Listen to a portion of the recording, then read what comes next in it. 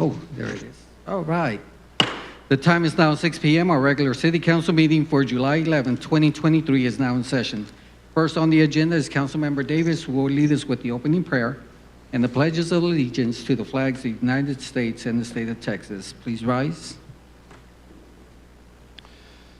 Heavenly Father, thank you for watching over us tonight at this meeting, and I thank you for all the residents who attend tonight with the goal of bettering our community.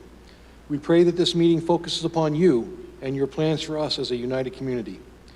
As we gather here tonight, we acknowledge that our understanding often falls short. We have a vision and we have ideas, but we don't want to depend on our own understanding for solutions in the way forward. We know that though we make plans, you are ultimately the one who establishes our footsteps. Let our actions tonight be valuable to our aim. Please counsel and guide us as we conduct this meeting. Let our aims in this meeting be aligned with your direction as we work to build up and support one another. In your name we pray, amen. I pledge allegiance to the flag of the United States of America and to the republic for which it stands, one nation under God, indivisible, with liberty and justice for all. Honor the Texas flag. I pledge allegiance to thee, Texas, one state under God, one and indivisible.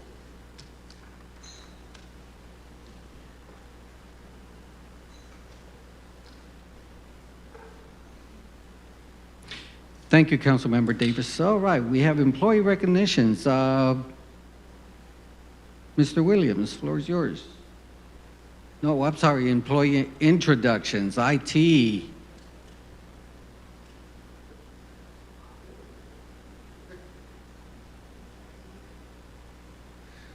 Good evening, Mayor, Council. I'd like to introduce Andrew Conley, who's returned to the city of Schertz on June 5th after a year of leaving. He holds the position of Senior Systems Admin, which oversees the city's technology infrastructure. He is from Williamstown, New Jersey, and he holds an associate's degree in network administration from San Antonio College and will graduate in the fall with an associate's in cybersecurity and information assurance. Andrew served also in the United States Marine Corps. In his spare time, he likes to build computers, he works on cars, taught himself to weld, and loves to learn new things. Andrew? Good evening, everyone. Sometimes the grass is not always greener on the other side. I'm very thankful for the opportunity to come back to work for Schertz and all the amazing people who work here. It's I never really considered the community of an employer, I guess. It's the first time I've ever really kind of felt that, especially going to somewhere else and you don't have that same sense of I don't know, however that feeling is. So I'm just thankful to be back and work for the city. So yeah, thank you. Well, Andrew, welcome back. Welcome back. Next, we have Vinny Nunez, who comes to the city of Schertz as an IT support specialist. He joined the city also on June 5th. He was born and raised in Austin, Texas, graduated from Texas State University, then received a Gilman Scholarship to study abroad in Japan. He lived and worked in Japan for 4 years. He's married, has a 1-year-old daughter, and he and his family enjoy camping at state and national parks, also enjoys playing pinball and working on his car. Vinny? Yes, hello, just wanted to say thank you. I'm so grateful for the opportunity to work with everyone and looking forward to doing some good work for the city of Schertz. So thank you very much. Welcome to our team.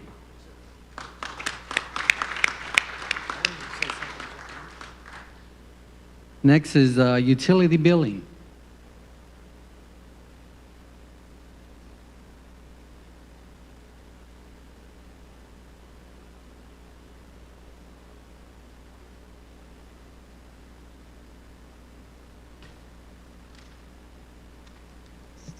Good evening, Mayor, council members. I would love to introduce our newest utility billing clerk, Tommy Perez. Tommy was born and raised in San Antonio. He has over 20 years of logistic and customer service experience, even though the city of Schertz is his second office sitting job. He comes from Green Valley SUD after working there for 4 years. He enjoys riding his motorcycle, traveling, and spending family time with his wife and 2 kids, a 21-year-old and a 13-year-old. Tommy, Mike's all yours. I'm sorry I haven't been this nervous in front of people like this. Last time was when I proposed to my wife, so bear with me here. I'm looking forward to being part of a city entity. It's kind of something that a goal that I've been wanting to do is to be a part of something that's greater than just a corporation or just a small business. Being a part of a team that actually does things and helps the community. And I'm just very thankful that I had this opportunity. Welcome to our team, Tommy. Welcome. We'll move on. Announcements of upcoming events. Ms. Gonzalez.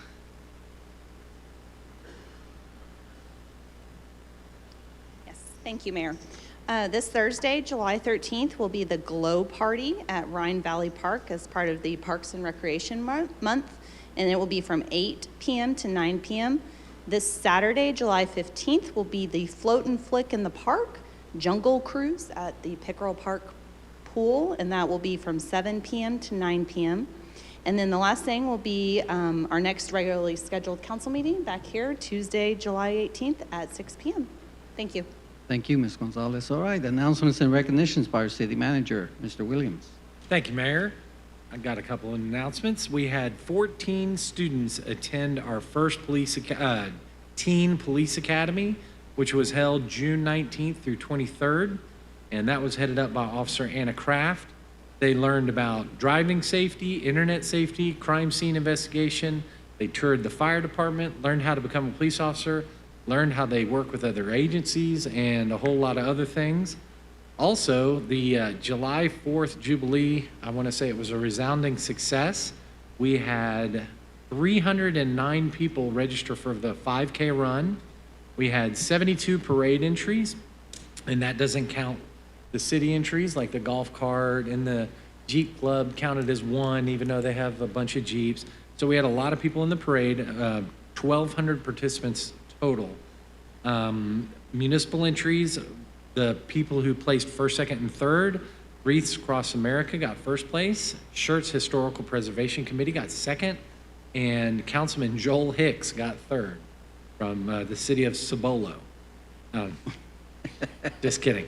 Cibolo. Cibolo. Oh, Cibolo, excuse me, not Cibolo, Cibolo. And in the business entries category, we had first place by the Shops at the Mill, second place was HEB, and third place was Junebug Pest Control. And then our nonprofits / individuals, we had first place was Off the Pavement Adventures, and then second place BSA Cub Scouts, pack number 51, and third place was Classic B-Dubs.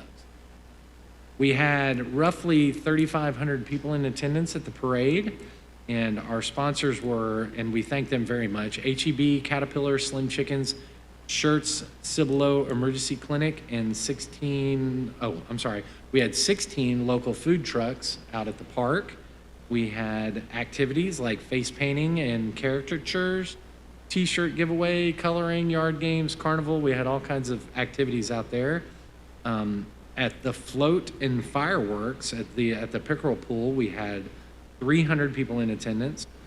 And overall, the estimate, and I think this might actually be a little light, was 8,000 attending the evening Jubilee and fireworks. I want to say great job. They're cutting me off, I'm going too long.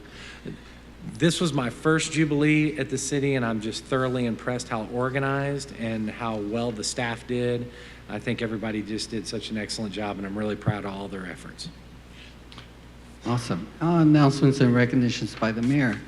Good thing the city of Cibolo is having their meeting today because we keep mispronouncing their name. But no, back to the 4th of July. Can't say enough about our staff putting this together. The vendors that participated and providing for the visitors that we had during the Jubilee, and also the sponsors. It took a community effort to get this all taken care of, and I think that number of 8,000 is probably only what fits in the park, because there were a lot of people outside the park looking at the fireworks display. Also, the Project Flag Line, thank you for all those that participated. There was over 100 volunteers that helped us decorate the Schertz Parkway with the flags. Thank you all for that too. With that, we'll continue. Next on the agenda is the hearing the residents. This time is set aside for any person who wishes to address the City Council. Each person is limited to 3 minutes, and we ask before addressing the council, for the record, please state your name and address. Mayor Pro Tem, please call our first speaker. Good evening. Start with Wyatt Agee.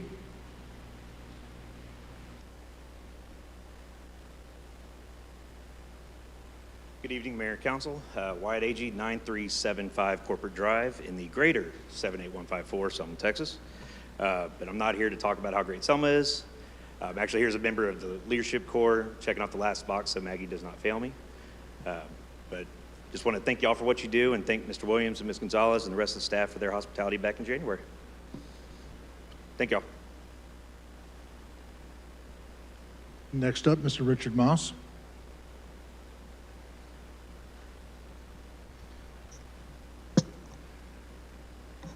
Richard Moss, 3434 Wimbledon Drive, Schertz, Texas. I've been a resident there for 32 years.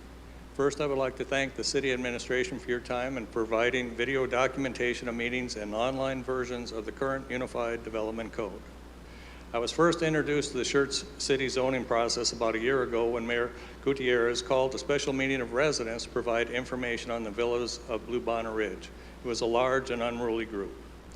At this point, I started trying to figure out the city of Schertz zoning process. I have now spent over 100 hours doing research and have had several meetings and email exchanges with different city staff members. They've been very helpful in showing me where to find information on the planned development districts. I did not always agree with their interpretation of the documents, but I was always provided with the information I asked for. What I will be speaking about today is a few words that I think are important. I've been reading a book called 12 Rules for Life, An Antidote to Chaos. It was written by a clinical psychologist, over 5 million copies sold. Again, the title is important, An Antidote to Chaos. The important words from this book are order, chaos, and hope.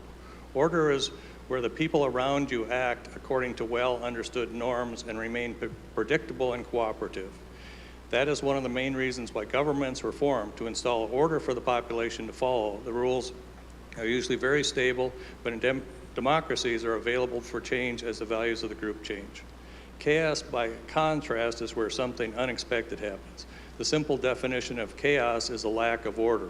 One of the first indications of chaos is frustration that leads to anger. Hope is what guides people to limit chaos and bring order back from a chaotic environment. What I have observed in the last year regarding the zoning change for the villas of Blue Bonnet Ridge has been very little order and a lot of chaos. The first planning and zoning meeting, it was standing room only. Chairman Outlaw commented on how unruly the crowd was. I'm sure he was glad nobody brought pitchforks. At that meeting, the committee recommended R6 zoning because of the lack of the feeder roads in the area. Currently, a common response when talking to people about attending meetings is the city administration is going to do whatever they want to do, so why bother? That statement could also be used when defining chaos. I find that the Schertz city administration environment quite different from the one I spent 40 years. I spent 40 years as aircraft maintenance. In my job, people were very glad when someone would bring problems to management, because the sooner they were discovered and resolved, the less chance for future problems.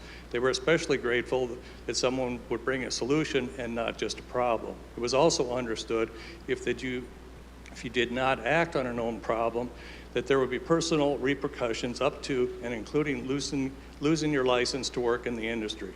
Again, I lived in a different world where you did not interpret the rules, you followed them, or you had chaos. Final statement. As of July 7th, there were 67 responses to the public notice for the villas, 66 opposed and 1 in favor. The current PDD is even less popular than the last one. Thank you. Thank you. And last on the list tonight is Lynn Yeamans.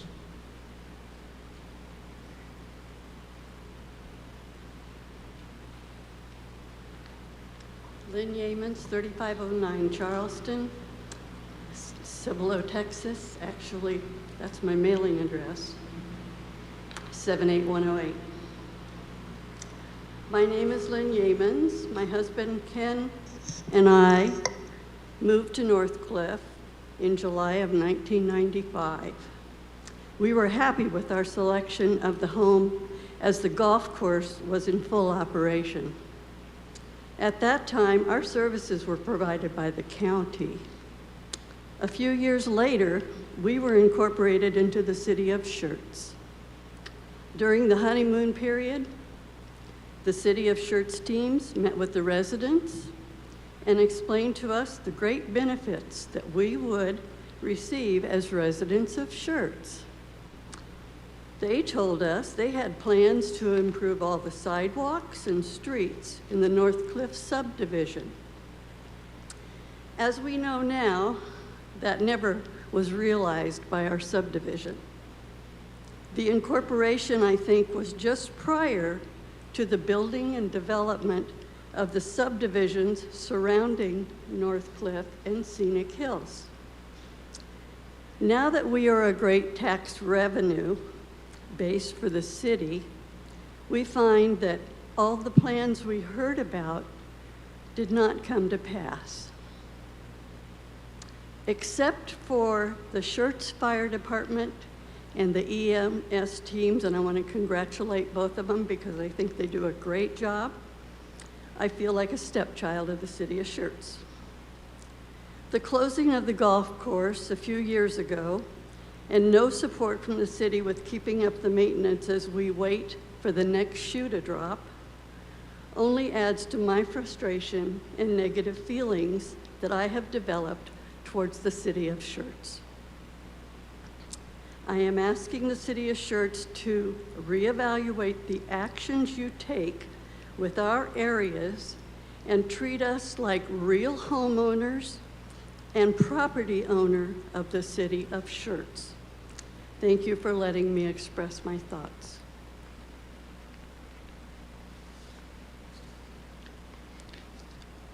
All right, that was our last speaker, so we'll move on to consent agenda items. These are considered self-explanatory, and information packets are provided to council and available for public viewing at schertz.com. These items require no separate discussion unless requested by council. Item number 1, minutes. Item number 2, appointments, reappointments, and resignations on boards, commissions, and committees. Item number 3, resolution number 23, R10. Item number 4, resolution number 23, R56. Council, do any of these need to be removed for separate action? Hearing nothing, do I have a motion to approve consent agenda items 1 through 4? So moved. Second. Okay, Councilmember Whitaker made the motion. Who's second? Councilmember Watson made the second. All right, Council, any other comments? If you can please go ahead and cast your vote.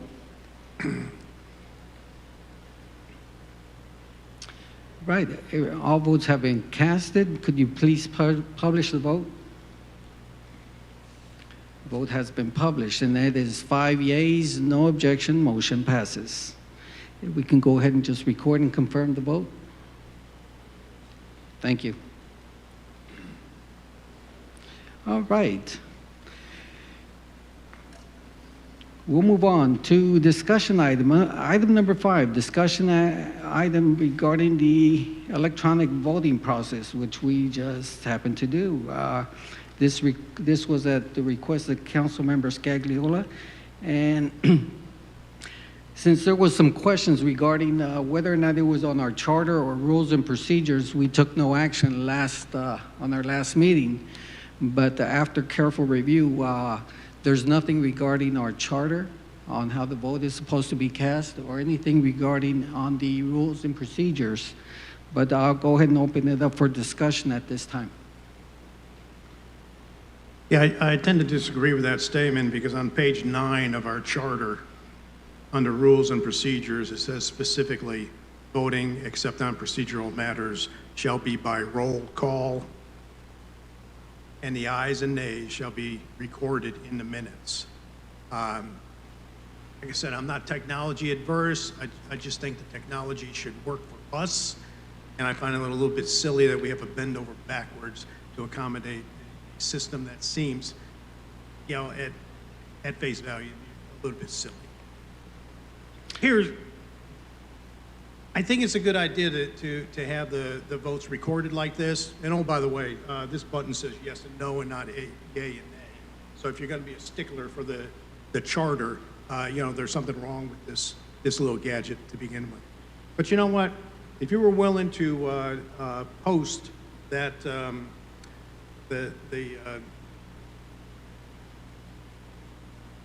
listing that you post afterwards, as we were taking the vote, I could even deal with that, so that the residents have real-time understanding of what our votes are, as opposed to having to wait until after the fact, that pregnant pause. I'd be willing to do it. Okay. Council, any other comments? Councilmember Brown. I don't see any difference between yes and yay, no and nay. And I don't see any reason why we can't just click the button. I think it's just fine. Having to do a verbal roll call, I think, is superfluous with the new technology that we have at our hand. And I don't think we're bending over backwards whatsoever. I think we are letting it work for us.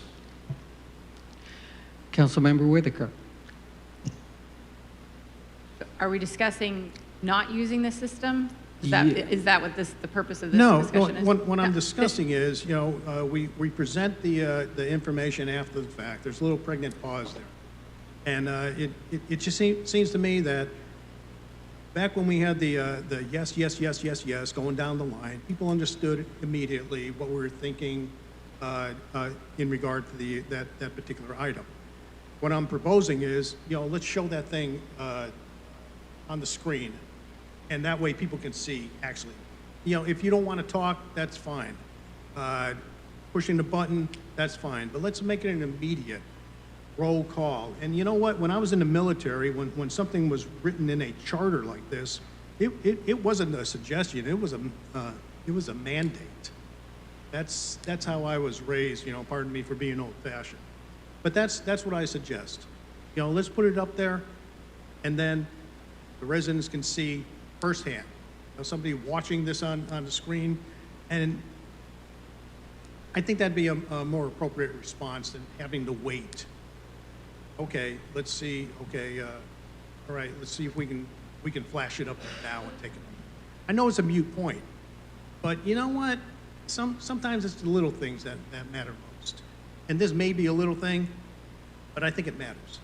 I think it's the differentiation between showing leadership and just being a bunch of bureaucrats or managers up here. I'd rather show leadership, and I'm going to use my voice to do it, or if necessary, hey, let me push the button, let people recognize that, okay, this is the way I feel. Mayor, can I please Yes. ask my question again? Mayor, what is the purpose of the discussion item? What are you proposing? What did you put on the agenda? I understand it's for discussion, so I would like to have a discussion. We need to decide whether or not we're going to have a roll call confirmation as we did prior to this, or whether or not we're going to continue to use the electronic voting system that we have here. Now, Councilman Scagliola brought up some interesting points, but if you're not here during our vote, you don't know where the vote starts. If you're watching it at YouTube, it can start at any place, the way we have ours set up. Whoever makes the motion is the one that starts the vote. But the individuals watching YouTube or looking at these meetings don't realize our procedures, where it starts. So when you start saying yay, yay, yay, nay, nay, or whatever it might be, you really don't know who's saying those words at that particular time. And that's where the roll call confirmation is done at the end, so everybody would know who voted which way. But that roll call confirmation was done at the end of all our voting procedures, if I'm not mistaken, right? So do they really know at that time how you voted? The answer is no. The answer is they don't know until that roll call confirmation occurs, and it can occur almost an hour to 2 hours after our discussion. In this situation, that roll call is provided right there, right within seconds after the final vote has been cast and published. And it's a quicker, easier way of knowing how the vote was done. The other thing is that if they were watching on YouTube, you can freeze the frame and you can really analyze how people voted at that particular point. Hearing two things. Are we discussing the validity of using this system as a roll call during the voting process? Or are we discussing a roll call confirmation afterwards? The validity, yes. Sorry, I know. Yeah, you know, based on, Mr. Santee's explanation, the validity is still there, whichever way we decide to go. So there is no debate on whether it is a valid vote or not. It's whether or not we want to continue with this process or go back to the old process and say yay at the same time. Yay and cast your vote at the same time. Did we ever determine what the term roll call, how that was defined? Because the one member of council who thinks that this is a bad system is focused on that term. So I think it's important if we, discuss what the term means. If we looked it up, did we decide how to define it? Because I think it could be interpreted different ways. So if it were a black and white issue, then, and we have it in there that says we have to follow a roll call, then I would say, we have to do that. But I haven't seen it black and white that says a roll call is defined by one person after another speaking out loud in a process. So Barron, if that's not the case, if it's not a black and white definition, and there's one council member who doesn't like the system, but it seems to work for the rest, the confirmation, the confirmation deals with advising the public how you actually voted. But that we're doing on the screen. That and is exactly the same I thing. believe he just said that that was not a concern of his. So it sounds to me it's more about the process of displaying as we're voting what people's votes are, which is essentially the same as just going down the line and taking turns. But I don't see the necessity of that.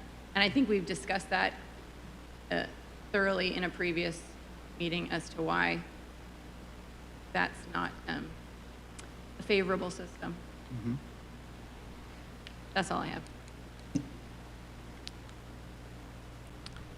Any other comments? Yes. Just for yes. clarification, Mhm. like I said, I have no problem with the roll call, let's call it a roll call spreadsheet being presented as we're taking a vote. I like the idea so that you don't have to go back afterward and coordinate with the secretary for the roll call vote. That's a good policy. I am not opposed to that. I like the idea of flashing that roll call spreadsheet so that the residents can see it. I will push the yes button or the no button and get an immediate response. I'm not asking for anything special, okay? It's what we do Okay. now. It's just gonna save a couple of awkward seconds. Okay, let's post the results. We could avoid that awkwardness. Well, we still have to mention the postal results so that they can focus on it. Yes, you do, yeah. but it would be immediate. Yeah, it's only a matter of seconds. It's only a matter of seconds, but then again, there are rather awkward seconds. I understand where you're coming from. What we can do is go ahead and vote to accept the electronic voting as it is. We will get with IT and see whether or not IT can show the yes and no's as they're being pressed. Like I said, it's only a matter of seconds. I mean, this thing took less than 5 seconds for everybody to submit their vote. So it's something we have to see, Councilman Scagliola, whether or not that can be presented at the same time as everyone's casting their vote. No, there's an action item also. Mm-hmm. There's discussion and action. So, yes, Councilmember Whitaker. I'm very much opposed to having that process, and I explained that at a previous meeting, but there is absolutely the ability to use that process in a, well, less than genuine way. And I think that's not doing I think that's doing a disservice to the citizens. I think, as was mentioned at the last meeting, each council member should make up their own mind, not be influenced by the others, and to sit and wait, because if we all visually see it, you can certainly sit and wait until everyone else votes to decide how you're going to vote. And I actually think that that's extremely, I would disagree with that process. Well, you make a valid point when it's a very contentious issue. Absolutely. Exactly. All right. So I don't think it's a matter, in that case, it's not a matter of saving seconds. That would not be the argument I would make. The process, I don't agree with. Okay. Well, it is, let's see, Councilmember, Mayor Pro Tem Brown. And if you want to be a stickler, I just pulled up the Cambridge Dictionary of a roll call. It's not a vote. It's to read aloud the names of all the people on the list to make certain that they are present. Not a vote. So we may want to change the verbiage from the traditional, what everybody thinks of a roll call, to change it to a vote. Well, I'm open for more discussion, or if someone would like to make a motion. Mayor, I'll make a motion to use the current voting system and confirmation system as it is set up. Second. Have a motion made by Councilmember Whitaker, second by Councilmember Watson. Council, any other comments? Let's go ahead and call for the vote.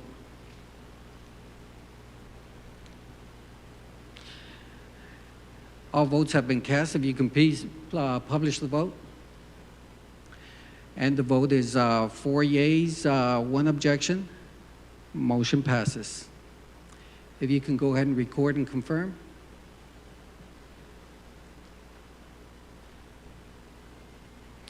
All right, it has been confirmed. Thank you. All right, we'll move on to item number 6. We have resolution number 23R55. Consideration or action by the City Council of the City of Schertz, Texas, approving a resolution calling for the November 7, 2023 City of Schertz joint general election with Comal County, Bexar County, Guadalupe County, and making a provision for the conduct of elections, authorizing contracts with the County Clerk of Comal County and the Elections Administrator for Bexar and Guadalupe counties to conduct this election, and authorizing these elections to be held as joint elections. Ms. Edmondson, the floor is yours.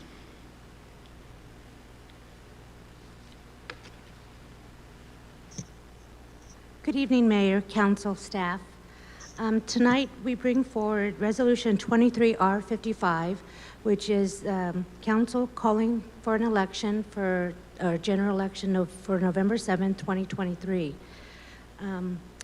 We do cover 3 counties, and all 3 counties I've been in touch with their administrators, and they do understand that we will be having a joint election. The places that are up for re-election are place 3, 4, and 5. Let's see. There's been just a few changes so far that we are aware of. The El Bell location for Guadalupe County will most likely still be under remodeling, so they've contacted us, and they will be using the community center as their home base for the November 7th early voting and election day process. Lisa Hayes, the election administrator of Guadalupe County, and I have discussed the possibility of a runoff. So with the remodeling and wanting to make sure that we had a place for them if that in fact happens, she has presented some dates to the county, to the state, but we're waiting to hear if the state is going to provide dates for that particular portion. But so that has been already noted and somewhat prepared for.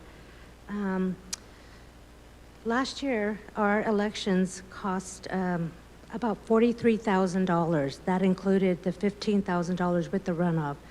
So currently, we're estimating the cost to be, again, around the same amount, 46,000, but that includes a runoff. So if it doesn't happen, then we're looking about the 30,000 marker. Let's see. That's about all I have. Do you have any questions? Thank you, Ms. Edmondson. Okay, council, floor is open for discussion. No discussion. All right. Is there a motion to approve resolution number 23R55? So moved. Second. Have a motion made by Councilmember Davis and second by Mayor Pro Tem Brown. Any other discussion? Council, if you can cast your vote. Okay. All votes have been cast. If you can go ahead and publish it. Okay, that's 5 yeas, no objection. Motion passes. If you can go ahead and record and confirm the vote. All right, thank you. All right, we'll move on to item number 7. It's a special announcement. I placed this on the agenda to advise council and also our residents that we are moving forward with a charter review. That information will be done by resolution on our August 8th meeting, if I'm not mistaken. Am I correct? No. August 17th? 15th. I don't have a calendar. Okay.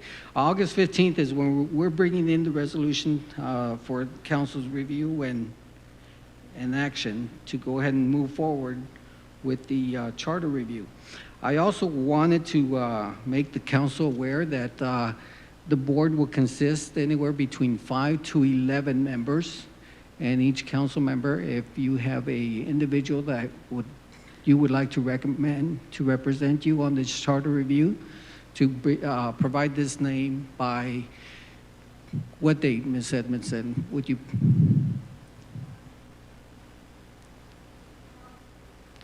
By August 8th? Okay. August 8th, if you have a representative, please let us know by August 8th. We'll try to fill in those slots. Like I said, it can be as many as 11. So if you have an individual you like, please provide that name. If there's individuals in our residents that like to be part of it, you have council members here, please, or myself, please reach out to us if you're interested so that we can consider that too. All right. Council, floor is open for discussion. No discussion. This is not an action item, so we'll move forward. Next, we have public hearing, item number 8, ordinance number 23S13. Conduct a public hearing and/or action on amendments to Part 3 of the Schertz Code of Ordinances, Unified Development Code, UDC, to Article 5, Section 21.8.5, Permitted Use Table, and Article 16, Definitions. All right, Mr. Haas, floor is yours. Evening, Council, Mr. Mayor, Mr. Williams. Ordinance 23S13, amendments to Article 5 and Article 16 of the UDC, Samuel Haas, Senior Planner. So the background on this is pretty straightforward. Basically, there's been some interest in the city for energy-based land uses, specifically solar and battery storage.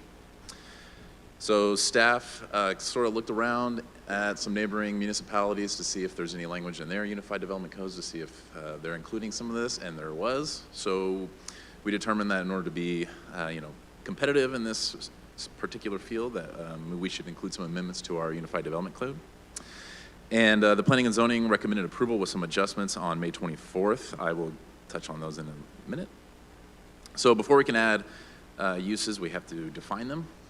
So that is where the Article 16 amendments are coming into play, and we are proposing 3 additions to the definitions: solar energy, solar photovoltaic facility, and power storage system. And then we are proposing to amend the permitted use table. And so staff originally decided that M1 and M2 were appropriate zoning districts. Those are our manufacturing districts. And then At the May 24th Planning and Zoning Commission meeting, the commission thought that some of the public use districts might be appropriate for that particular use. And the commission staff agreed that the PUBs are sort of scattered throughout the city, and they're included in all different sort of areas. So we decided that a specific use permit was probably more appropriate, so we can look at those applications on a case-by-case basis. So we also determined that the power storage and solar energy production has less adverse impacts as other form of energy-based land uses, so we thought that M1 and M2 would be appropriate. Therefore, staff does recommend approval of the amendments to the Unified Development Code as proposed and discussed. That's all I have. Thank you, Mr. Haas. All right, this is on the agenda as an open public hearing. Is there anyone in attendance who would like to address the council in reference to this subject? Going once, going twice. All right, public hearing is closed. Okay, council, floor is open for discussion. Councilmember Scagliola. Yeah, I think this is good.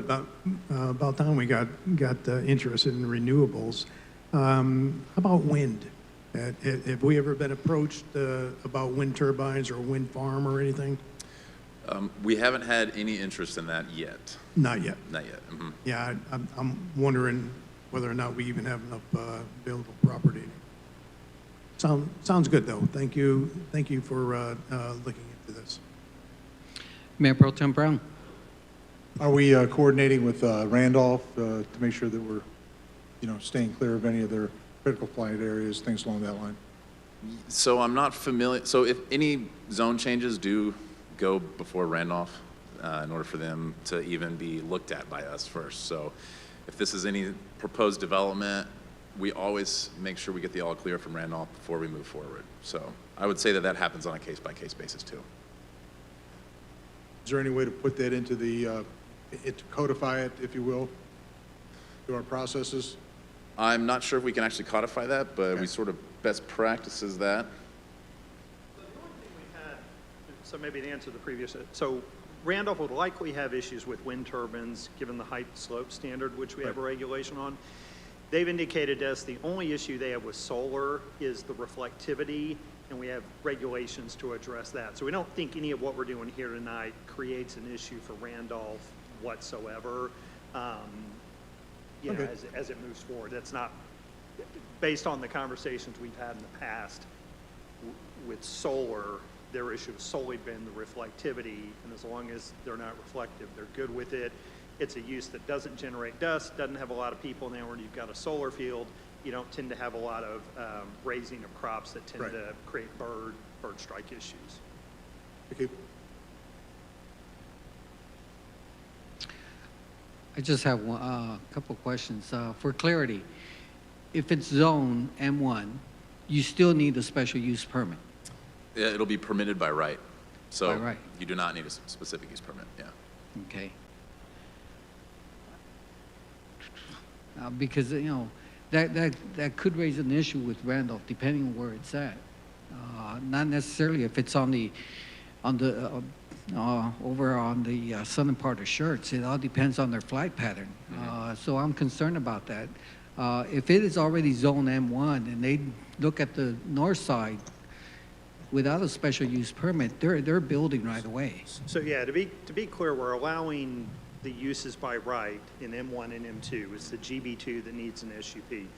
If council would prefer we reach out specifically to Randolph on this, we certainly can before the next meeting. In conversations we've had in the past on inquiries on solar, they haven't had an issue with the use as long, again, as they don't have a reflectivity and glare issue with those panels, but that's their only issue with it. Otherwise, it's a good, what we got from them, it's a good use for them. Again, what they don't want are things with people, right? Mm-hmm. They don't want things with height where the wind turbines become a problem. So the only thing they really worry about is the reflectivity. But again, the drawback or the balance that they struggle with is when they don't want those things, they're, well, we'll leave it growing crops or weed or whatever. You then get birds, and that creates an issue. So we're happy to reach out between now and next meeting, next week, and get confirmation and put that in the staff report. Ironically, we've talked to them 2 or 3 times this week already, happy to do that. But in past conversations about solar, which is what shaped this, they've said they're good with it. But we can come back with that and have a definite from them before next meeting. Another issue is the height. They can range between 3 feet to 6 feet high, these solar panels. Right. That could also affect some of the wildlife we have out there, depending where it's placed. So, yeah, certainly development of property can affect wildlife, yes. So don't agree if somebody comes in and does a solar field, just the same thing they came in and did, I want to do a contractor's yard or I want to do a vehicle storage yard, that's going to affect the wildlife in the area, yes, sir. I'll yield to Councilmember Davis.